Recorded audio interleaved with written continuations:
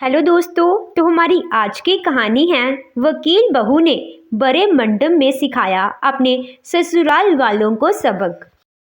ऋचा ने जैसे ही दुल्हन के जोड़े में पुलिस के साथ कदम रखा, सब लोगों के चेहरे के रंग उड़ गए। ऋचा की मम्मी कंचन जी धीरे से उससे बोली, बेटा यह सब क्या है?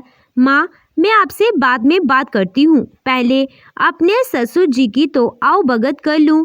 कब से बेचारे अपनी मुराद पूरी करने के लिए ललचा रहे हैं। हाँ तो ससुर जी, आप बताइए कितने लाख का चेक काटूं आपका, ताकि आप और आपका बेटा पूरी जिंदगी ऐश कर सके। और क्या कहा था आपने कि अगर 50 लाख रुपए नहीं दिए तो बारात वापस लौट जाएगी और आपकी बेटी जिंदगी भर बाइके में सड़ती रहेगी। मैं ससुराल जाऊं या ना जाऊं, लेकिन आप दोनों को सरकारी ससुराल तो मैं आज बेच कर रहूंगी। इंस्पेक्टर साहब, अरेस्ट कीजिए इन दोनों बाप बेटे को। इन दोनों बाप बेटों का केस मैं खुद लड़ूंगी। क्यों ससुर जी, अपनी इस वकील बहू को भी तो मौका दीजिए आप लोगों की सेवा करने का। इतने में प्रमोद जी ने ऋचा के पापा का कॉलर पकड़ लिया और चिल्लाते हुए बोले, तेरी बेटी की इतनी हिम्मत कि हमें जेल भेजे? अपने पापा का और अपमान होता देख ऋचा से अब बर्दाश्त ना हुआ और उसने तड़ातड़ 2 थप्पड़ अपने ससुर के गाल पर रसीद दिए। अपने गाल पर पड़े चट्टाक की आवाज से प्रमोद जी का सिर गिरा गया। राहुल चिल्लाता हुआ जैसे ही ऋचा पर हाथ उठाने चला, उसने अपने पैर से सैंडल निकाली और राहुल के गाल पर जड़ दी। पूरे माहौल में एकदम सन्नाटा पसर गया। खबरदार, अगर आप दोनों ने एक शब्द भी मेरे पापा के बारे में कहा तो क्या लगता है आप लोगों को कि बहू के मायके वाले एटीएम कार्ड होते हैं कि जब आप लोगों का जी करे उनसे अपनी ज़रूरत के लिए पैसे निकलवाते रहो, और बहू के मायके वाले भी अपनी बेटी की खुशी के लिए आप लोगों की हर मांग पूरी करते रहते हैं, चाहे उनकी नौबत सड़क पर भीख मांगने की क्यों ना आ जाए। लेकिन बस अब और नहीं, अगर मैंने भी आप लोगों को जेल में चक्की नहीं पिसवाई तो मैं भी अपने पिता की औलाद नहीं। तुम लोगों ने जो भरे मंडप में मेरे पिता की पगड़ी उछाली है, उसका बदला तो मैं लेकर रहूंगी। राहुल डरता डरता बोला, पर ऋचा, तुम तो मुझसे प्यार करती थी, तुम ऐसा कैसे कर सकती हो? हाँ, प्यार करती थी, लेकिन इसका मतलब ये नहीं कि अपने पिता का अपमान होने दूं। क्या लगा था आप लोगों को कि मैं तुमसे प्यार करती हूँ तो मैं आप लोगों के खिलाफ कुछ नहीं बोलूँगी और आपका जो जी करेगा आप लोग वह हमारे साथ करते रहेंगे। आप शायद भूल गए हैं, इस शहर की सबसे बेस्ट लॉयर से पंगा लिया है आप लोगों ने। मैं भी देखती हूँ आप लोगों को कौन बचाता है। इंस्पेक्टर साहब, लेकर जाइए। चलिए ससुर जी, कोर्ट में अब मुलाकात करते हैं, तब तक अपना ध्यान रखिएगा। ऋचा और राहुल दोनों अपने अपने नौकरी की कंपटीशन की तैयारी कर रहे थे, तो वहाँ एक कोचिंग सेंटर में उनकी मुलाकात हुई।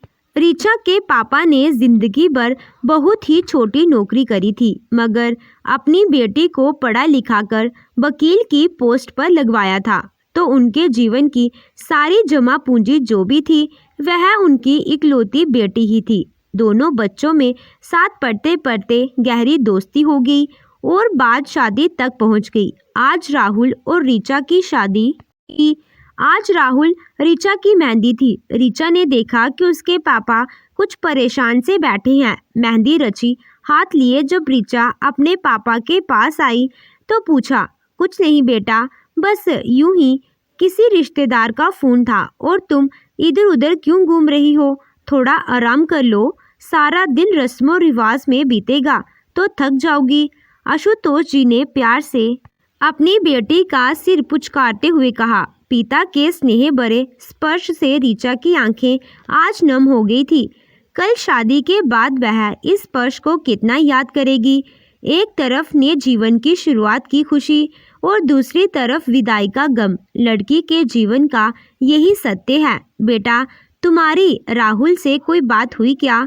पिता के इस सवाल से ऋचा थोड़ी शर्मा गई और सिर्फ गर्दन हिलाकर हाँ में जवाब दिया। उसने कुछ कहा तुमसे? आशुतोष जी ने सवाल किया। ऋचा ने प्रश्नवाचक निगाहों से पिता की ओर देखा और फिर पूछा, किस बारे में पापा? अरे कुछ नहीं, तुम बताओ, आराम करो, आशुतोष जी ने मुस्कुराते हुए कहा। लेकिन उसके चेहरे पर चिंता की लकीरें देखकर ऋचा को आशंका हो रही थी कि जरूर कोई बात है जो पापा खुलकर पूछ नहीं रहे या फिर मुझे बताना नहीं चाहते। ऋचा का मन विचलित हो रहा था, लेकिन वह खुद भी खुलकर कुछ नहीं पूछ पा रही थी। शाम को इधर ऋचा दुल्हन का जोड़ा पहनकर तैयार हो रही थी, उधर राहुल सेहरा बांधे बारात के साथ तैयार था। ऋचा के घर में सारी तैयारियां तो हो ही रही थी, लेकिन एक अजीब सी चुप्पी पसरी हुई थी। ऋचा ने माँ से पूछने की कोशिश की, लेकिन माँ ने भी कुछ नहीं बताया। बारात निकलते के समय ऋचा के पास राहुल का फोन आया तो ऋचा ने लपक कर फोन उठाया। ऋचा, मैं आ रहा हूँ तुम्हें लेने। मेरी दुल्हन तैयार तो है ना? जी मैं भी बस तैयार हूँ। राहुल जी सब ठीक तो है ना? पापा के साथ आपकी कुछ बात हुई है क्या? ऋचा ने थोड़ा रुकते हुए पूछ लिया। नहीं तो। हाँ, कल पापा की बात हुई थी। अच्छा वह सब छोड़ो, आज तो हमारी शादी है, तुम बस उसके बारे में सोचो, राहुल ने बात टालते हुए कहा। बारात दरवाजे पर पहुंच गई थी। सब ने आगे बढ़कर बारात का स्वागत किया। ऋचा भी अपने कमरे की खिड़की से बाहर का नज़ारा देख रही थी। काफी देर हो चुकी थी, लेकिन ऋचा को वरमाला के लिए बुलाया नहीं जा रहा था। कमरे में वह अपनी सहेलियों से पूछती तो कोई भी कुछ बता नहीं रहा था। तभी ऋचा का छोटा भाई कमरे में आया तो ऋचा पूछ बैठी, बंटी नीचे क्या हो रहा है? पापा मम्मी कहाँ हैं? दीदी, पापा और जीजू के पापा लोग सब बातें कर रहे हैं। पापा उनके सामने बार बार हाथ जोड़ रहे हैं, लेकिन वह बहुत गुस्सा है। ऋचा का दिल तेजी से धड़कने लगा। अब उसे रुका नहीं गया और वह खुद ही नीचे पहुंच गई। यहाँ लड़के वाले और उसके पापा की बहस हो रही थी। दरवाजे पर ही ऋचा के ठिठक गई। ऋचा के पापा हाथ जोड़े गिड़गिड़ा रहे थे। समधी जी, मैं जल्द ही कोई इंतजाम कर दूंगा, लेकिन अभी मेरी गुंजाइश नहीं है 50 लाख देने की। राहुल के पापा तन कर सामने खड़े थे। देखो समधी जी, हमने पहले ही कहा था कि बहू हम तभी विदा करके ले जाएंगे जब आप पूरे 50 लाख देंगे। अरे हमारे बेटे के लिए तो करोड़ों के रिश्ते आ रहे थे, लेकिन हमने फिर भी आपसे रिश्ता जोड़ा। यदि 50 लाख नहीं दिए तो हम बारात वापस ले जाएंगे। सोच लीजिए आपकी कितनी बदनामी होगी। ऋचा के पापा ने अपनी पगड़ी उतारने लगे तो ऋचा से रुका नहीं गया। बस पापा, आपको कोई जरूरत नहीं है ऐसे लोगों के सामने गिड़गिड़ाने की। अच्छा हुआ जो इनका असली चेहरा अभी ही सबके सामने आ गया, वरना मुझे जीवन भर ऐसे परिवार का हिस्सा बनना पड़ता जहां मेरे पिता का कोई सम्मान नहीं होता। माफ कीजिए अंकल जी, मेरे पापा ने पढ़ा लिखा कर मुझे इतना तो लायक बनाया है कि आप जितना मांग रहे हैं उतना मैं आपको अपनी नौकरी से कमाकर कुछ समय में ही दे सकती हूँ। फिर क्यों मैं अपने पापा और इस घर पर कर्जा का बोझ डालूं? आपके कहे अनुसार दहेज की भारी भरकम राशि अपनी खुशहाल जिंदगी की खातिर उनसे भरवाकर 2 टूक शब्दों में ऋचा ने अपने होने वाले ससुराल वालों को जवाब दिया, क्योंकि वह अपने माँ बाप की आंखों में बेबसी को पहचान गई थी और वह जानती थी कि वह लोग जरूर दहेज की बात को मान लेंगे। अरे बेटा, यह तो रिवाज है जो सदियों से चला आ रहा है। तुम चुप रहो, बड़े बात कर रहे हैं ना, तुम बीच में मत बोलो। ऋचा की दादी ने उसे समझाते हुए चुप कराने की कोशिश की। हाँ ऋचा, हम बड़ों की बातों में तुम्हें नहीं बोलना चाहिए। इनके बीच का मामला है, इन्हें सुलझाने देते हैं। चलो हम लोग थोड़ा बाहर घूम कर आते हैं। ऋचा का होने वाला पति राहुल उसे बड़े प्यार से बोला। मुझे लगा था राहुल, कोई समझे या ना समझे तुम मेरी बात को जरूर समझोगे, मगर मैं गलत निकली। तुम जैसे लड़के अपने को भले ही न्यू जनरेशन का कहें, मगर यह लालच में तुम भी पीछे नहीं, ऋचा बोली। ऋचा बेटा, ऐसी बात नहीं करते हैं, मैं बात कर रहा हूँ ना, ऋचा के पापा मायूसी से भरकर बोले। अरे जब पापा जी अपनी खुशी से हम दोनों को दहेज के रूप में आशीर्वाद देना चाह रहे हैं, तो तुम्हें इतनी दिक्कत क्यों हो रही है? राहुल ने ऋचा से गुस्से में पूछा। कमाल है, एक बेटी के मजबूर बाप ने चेहरे पर तो तुम्हें खुशी दिख रही है, उनके चेहरे के पीछे की बेबसी तुम लड़के वाले क्यों नहीं देख पा रहे हो? ऋचा हैरान होते हुए बोली। बेटी चुप हो जा, दहेज देने का रिवाज तो सदियों से चला आ रहा है। लड़के वाले चाहे मांगे या ना मांगे, हमें देना ही पड़ेगा। इसीलिए भगवान के लिए चुप रहो और खुशी खुशी हमें तुझे इस घर से विदा करने दो। ऋचा की माँ उसे चुप कराते हुए बात को संभालते हुए बोली। माँ, मांगने वालों को नहीं, देने वालों को रोकना पड़ेगा, नहीं तो इनके जैसे लोग हमेशा अपनी अनुचित मांगों को लेकर लड़की वालों के दरवाजे पर मुंह खोलकर खड़े रहेंगे। अगर कोई गलत रिवाज सदियों से चला आ रहा है तो जरूरी नहीं कि हमेशा उसको पकड़कर ही चलते रहें। एक लड़की के माँ बाप ही हमेशा सजा क्यों भुगतें? सिर्फ इसीलिए कि वह लड़की वाले हैं? अरे अपने जीवन की सारी पूंजी वह लड़की को काबिल बनाने में लगा देते हैं। ये क्या कम है जो शादी के समय भी उन्हें अपने जिगर के टुकड़ों को अनजान लोगों को सौंपने का हर्जाना देना पड़े? आप चिंता ना करो, आपकी बेटी इतनी लायक तो है कि यदि उसकी शादी टूट भी गई फिर भी वह सम्मान के साथ जी सकेगी। आप यह भी तो सोचो मम्मी, यदि कल को ऐसे लालची लोगों के घर में चली भी गई तो क्या गारंटी है कि कल ये अपने लालच के चलते और किसी चीज़ के लिए मुझे प्रताड़ित करना शुरू कर दिया तो? ऋचा ने माँ के आंसू पूछते हुए कहा। जी, ये आपकी गलत फहमी है कि बदनामी सिर्फ लड़की वालों की होती है। अब वह ज़माना गया कि लड़की वालों का जो मन चाहे वह करो। मेरे पिता ने मुझे इतना काबिल बनाया है कि मैं सिर उठाकर समाज में जी सकती हूँ। आप अपनी और अपने बेटे की फिक्र करें, क्योंकि ऐसे दहेज लालची लोगों को आज मैं सबक लिखा कर ही रहूँगी। इतने में पुलिस भी वहां आ चुकी थी और सारा मामला समझ चुकी थी। तो राहुल के पापा ने गुस्से में ऋचा के पापा का कॉलर पकड़ते हुए कहा। अब तुम्हारी इतनी हिम्मत कि तुम मुझे और मेरे बेटे को जेल भेजोगे? ऋचा से अपने पापा का और अपमान बर्दाश्त ना हुआ और उसने तड़ातड़ 2 थप्पड़ अपने ससुर जी के गाल पर जड़ दिए। अपने गाल पर पड़े चटाक की आवाज़ से प्रमोद जी का सिर चकरा गया तो ऋचा पर राहुल चिल्लाता हुआ बोला। तुम्हारी हिम्मत कैसे हुई मेरे पापा को थप्पड़ मारने की? और उस पर वह हाथ उठाने ही वाला था कि ऋचा ने अपने पैर से सैंडल निकाली और राहुल के गाल पर जड़ दी। खबरदार, अगर आप दोनों ने एक शब्द भी मेरे पापा के बारे में कहा तो।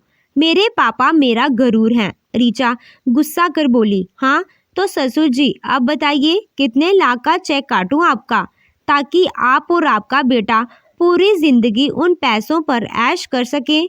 और क्या कहा था आपने कि अगर पूरे 50 लाख रुपए नहीं दिए तो बारात वापस लौट जाएगी और आपकी बेटी पूरी जिंदगी मायके में सड़ती रहेगी। अब देखो मैं कैसे आप दोनों को सरकारी ससुराल भेजती हूँ। इंस्पेक्टर साहब, अरेस्ट कीजिए इन दोनों को। मैं खुद इन दोनों बाप बेटे का केस लड़ूंगी। क्यों ससुर जी, अपनी इस वकील बहू को भी तो मौका दीजिए आप लोगों की सेवा करने का। राहुल और उसके पिता मौके की नज़ाकत को समझते हुए ऋचा को एक तरफ ले जाकर माफ़ी मांगने लगे। ऋचा गुस्सा कर बोली, सबके सामने माफ़ी मांगने में शर्म आती है? तुम लोगों ने जो भरे मंडप ने मेरे पिता की पगड़ी उछाली है उसका बदला तो मैं लेकर रहूँगी। राहुल डरता डरता बोला। मैं पर ऋचा, तुम तो मुझसे प्यार करती थी ना? हाँ, प्यार करती थी, लेकिन इसका मतलब ये नहीं कि अपने पिता का अपमान होने दूंगी। क्या लगा था आप लोगों को कि मैं आप लोगों के खिलाफ कुछ नहीं बोलूंगी और आपका जो जी चाहेगा अपनी मनमानी करते जाएंगे? आप शायद भूल गए हैं इस शहर की बेस्ट लॉयर से पंगा लिया है आप लोगों ने। मैं भी देखती हूँ आप लोगों को कौन बचाता है। इंस्पेक्टर साहब ले जाइए इन लोगों को। चलिए ससुर जी, आप कोर्ट में मुलाकात करते हैं।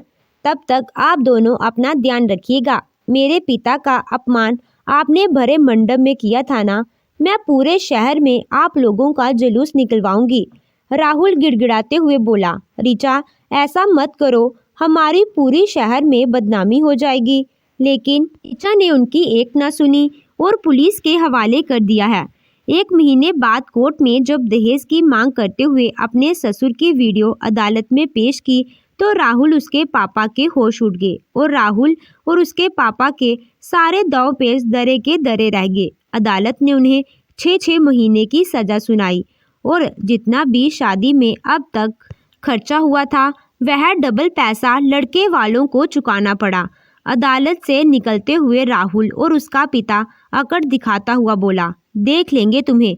ऋचा मुस्कुराते हुए बोली, शौक से देखना अंकल जी, मैं रोज आप जैसे लोगों से ही पंगे लेती हूँ। ऋचा के पापा ने उसके सिर पर हाथ फेरते हुए कहा, शाबाश मेरी बच्ची, आज मेरा सिर तूने गर्व से ऊंचा कर दिया।